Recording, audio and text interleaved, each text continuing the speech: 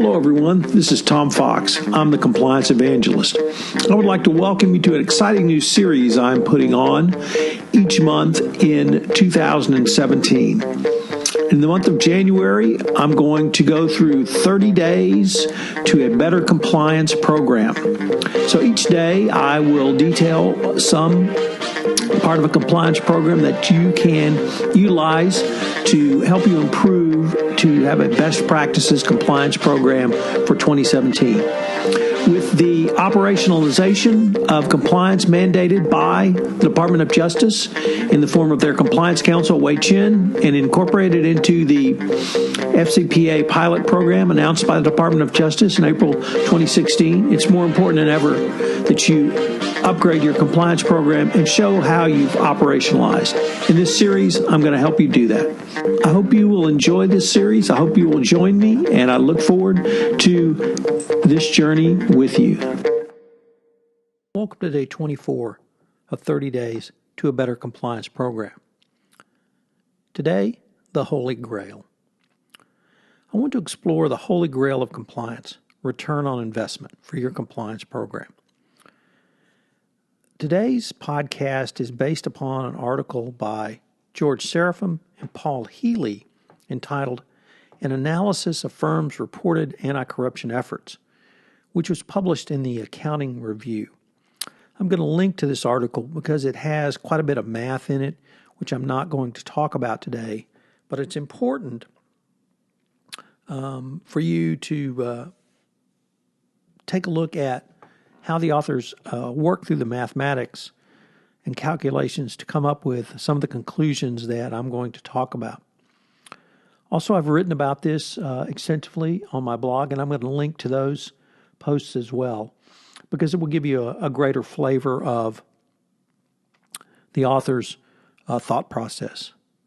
But the bottom line is that they looked at the issue of not simply profitability of companies, which had more robust anti-corruption compliance programs, but what was the direct effect on the company's return on equity in countries that were perceived to have a high indices of corruption, such as under the Transparency International Corruption Perception Index.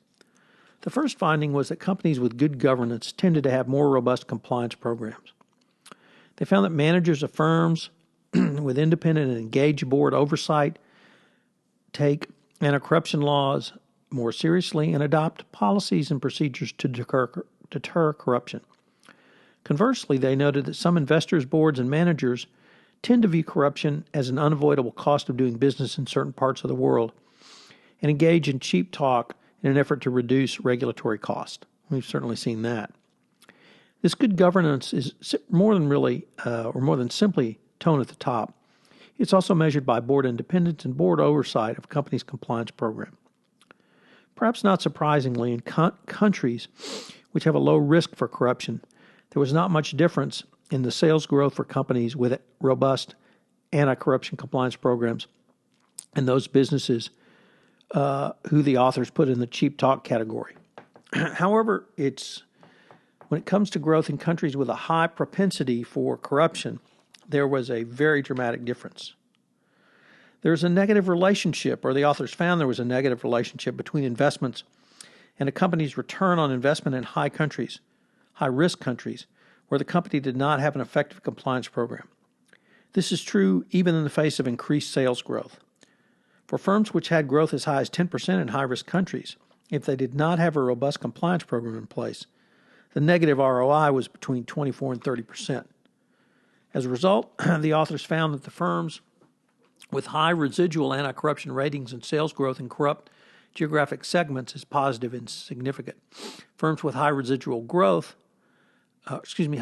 ratings that grow sales in high-risk geographic segments do so without lowering their return on investment.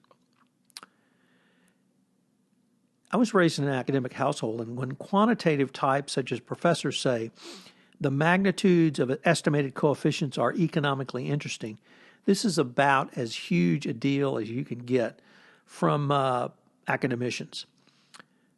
These findings are equally important for the Chief Compliance Officer or Compliance Practitioner.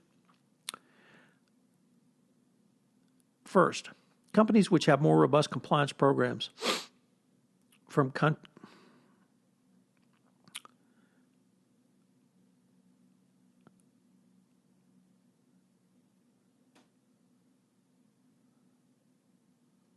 First, companies which have more robust compliance programs generally tend to be from countries which have more robust enforcement and monitoring. Second, the more robust your compliance program, the lower sales growth, but higher overall return in a high-risk country you will have going forward. Finally, if a company sustains high growth in a high-risk country, it does not mean it has a robust compliance program. Or rather, if it doesn't have a robust compliance program, those sales are going to drop off dramatically. It may well lead to a negative ROE. All of this information points to companies which are on Ethisphere's list of the world's most ethical companies in their financial performance. They have better than average financial performance because they're better run, frankly. They're on the list because they have more robust internal controls, which include compliance controls. To mix metaphors, robust internal controls around compliance do not slow you down but allow you to go faster and move more safely into high-risk countries. So the next time some business type tries to tell you that by following the law, such as the FCPA, it's going to hurt your business, you can actually correct him, and you can correct him with documented research and documented quantitative numbers. Spikes in sales in high-risk countries do not translate into sustained growth. And without an effective compliance program in place, you may actually lose money. So what are the three key takeaways from today? Well, the first is this really is the Holy Grail, because this study shows that what happens in high-risk countries is if a company comes in and pays a bribe to get a deal, they may get that deal, but they're going to have a huge drop-off if they don't have a robust compliance program, and by definition they don't because they paid a bribe. But if you go into a high-risk country, refuse to pay a bribe, you're going to have longer sustained growth and longer, more robust sustained return on your investment and return on your equity. So this is really it, and this is something that I think you should study and take to heart. Sales are better for companies with robust compliance programs in high-risk markets. But remember that this turns on, in many ways, whether or not the country enforces its anti-corruption laws. It used to be that the United States, the United Kingdom, and just a handful of other countries had robust anti-corruption laws. Well, that's changed. China, Russia, Brazil, France, Spain, really you name the country now, has a robust enforcement law or has a robust law in place. Now, I recognize that may not translate into enforcement. But when you have that enforcement, you tend to have companies that comply with the law to keep them out of trouble. And that leads to higher return on equity in high-risk countries where they do business. And number three, it's the opposite of number two, which is sales drop off pretty dramatically when bribes are paid. It's not too surprising that if the products or services delivered are substandard, why would someone use them again? Why not go with something that you actually can use for your country going forward? So this episode, the Holy Grail, really is it. And I'm going to have several more links than normal, so I hope you will check out those links. And the academic paper published by Healy and Serafeim in their accounting review really lays it out. So it's an interesting way for you to utilize numbers to help not only justify your compliance program, but show that if you have a compliance program, it not only helps your company run more efficiently, but it helps it run more profitably.